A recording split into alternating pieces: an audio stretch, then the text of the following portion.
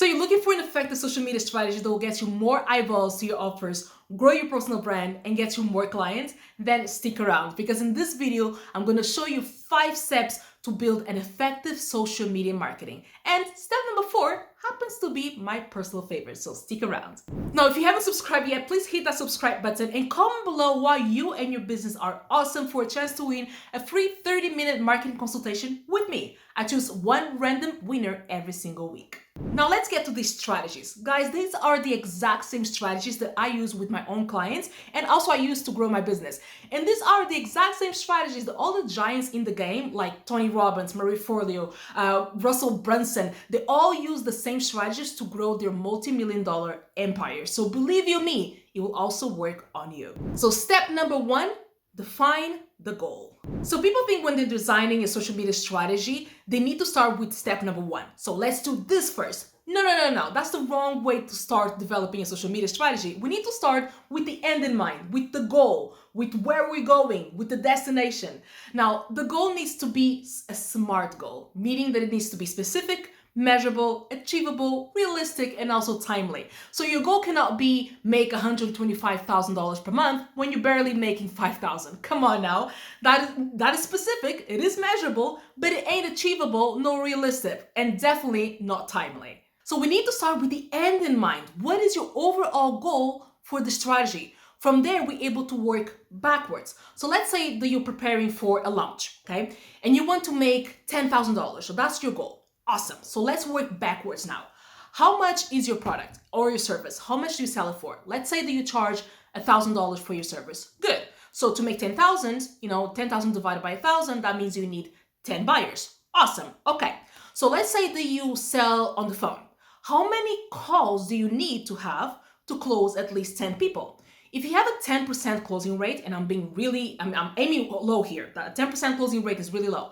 That means that you need to speak to 100 people if you want to get at least 10 people to say yes. Now, 100 people might sound like a lot of people, but if you divide that per day for 30 days, that means you need to be speaking roughly to 3 to 4 people every single day to be able to get to that number.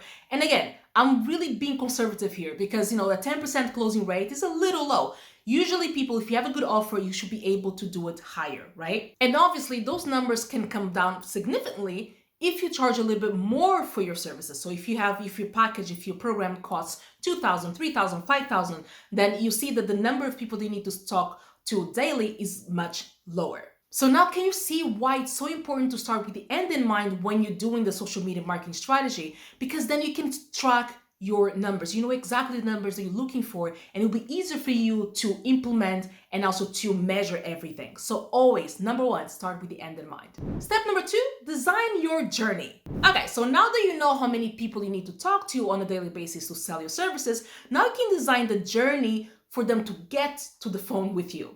The worst thing I see people do online is post something randomly on Instagram and then say, yeah, schedule a free call with me and link in the bio and yeah, let's get on the chat.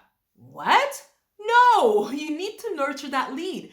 Maybe 1 out of 100 people that read the post, maybe 1 will book a call, but then not even show up because you simply didn't nurture them enough. We need to have a nurturing plan in place. Now, I have a whole training about audience building secrets. It's free and I cover audience nurturing in great detail, and I'll leave the link down below in the description so you can check it out. But please check out that free training because it's really gold. So like I was saying, we need to have a customer journey. You have to have a way for people to join your world and that you're able to continue to talk to them, to continue to nurture them in a manner that is not restrictive. I have said this 3 million times before. You don't be impressed by social media numbers, by followers, subscribers, and so on. This can all go away tomorrow. The only way for you to guarantee to continue the conversation with your followers is through email. Because this space right here that you're watching this video on, right here, right now, is rented. If you have, for example, 1,000 followers and you make one post on Instagram, Instagram will show it to maybe 1%, if you're lucky, maybe 5% of your followers. If you have everybody's email list, guess what happens? If you have all those 1,000 people email list, when you send an email, guess how many will get the email? the whole 1,000 people. So basically step number 2, you want to design a journey that they go through inside of your world. So once they join, you have an email sequence that they go through when at the end you present your offer. That's basically everything that you need to do. Design that journey. Design what is that going to look like. Don't just post something random on Instagram, on Facebook, on LinkedIn, or whatever it is, and then at the bottom says, yeah, link in the bio, schedule a call with me. It's not gonna happen. Step number 3, define your audience. Okay, I kind of feel like this should be step number 1, but let me tell you, the biggest mistake that I see a lot of business owners do when it comes to their marketing is they try to sell to everybody. And when a business tries to sell to everybody, it really sells to nobody. Because let me tell you what marketing really boils down to. Marketing is nothing other than the ability of creating messages that resonate with people. Your message resonates with someone and they will trust you, they'll understand what you're trying to say, and they'll buy from you. So logically, if you're trying to cover everybody, there's no way that you're going to be specific. You're going to be very vague. And if you're vague, people will not resonate with your message. So therefore, your marketing will not be effective, right? So let me give you an example. If you are a life coach, let's say, and let's say that you want to help people find their happiness, and you will have to create a message that will have to include men, women, single, married, parents, not parents, people struggling with depression, people struggling with trauma, people who don't struggle with any of those, because you're restricted, right? You're trying to talk to everybody, so you want to make sure that your messaging, the way you post, is not restricted to just one type of person. But now, if you narrow down your audience, aka if you niche down to be a life coach who help, for example, women of color overcome toxic relationships, then that is different. My content actually becomes very easy to do because I can share my own experiences with my clients, and more importantly, I'll create messages that will attract them and will resonate with them. So sometimes people think that niching down will restrict them, but it's actually the opposite. Niching down frees you because you don't have to think about the messages that will, incorporate, that will cover everybody. You just need to cover your niche. That's it. Okay, question time.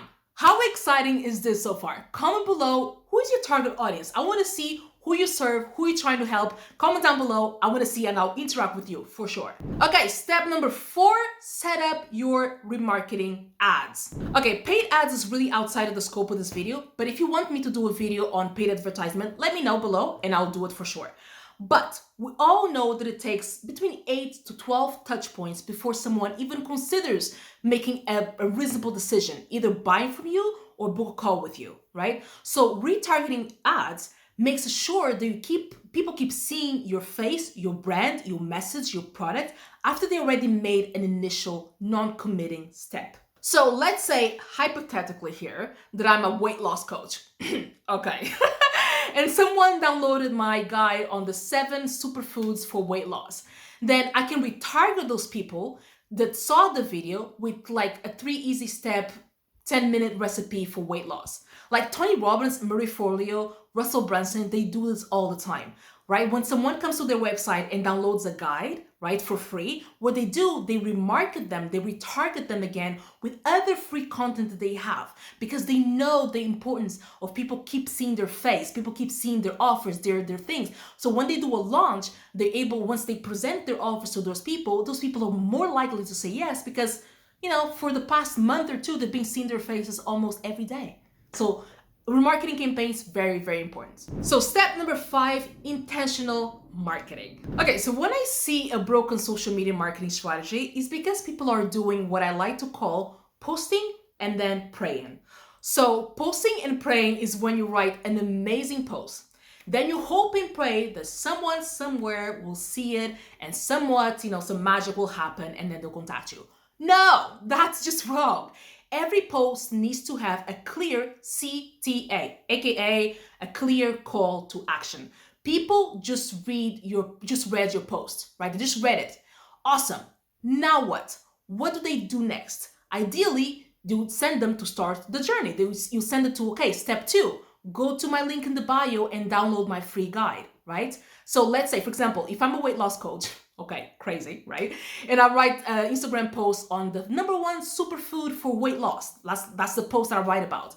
So I can say at the end of the post saying, hey, if you want to see the other 6 superfoods they can eat for your weight loss journey, check out my guide. Link is in the bio, right? You see how I started the journey in my post? So people read the post, and obviously if they read through the end, they're interested in that superfood. So at the end, I just say, hey, if you want to know 6 more superfoods, go to the link in my bio. I have 6 more that I talk about.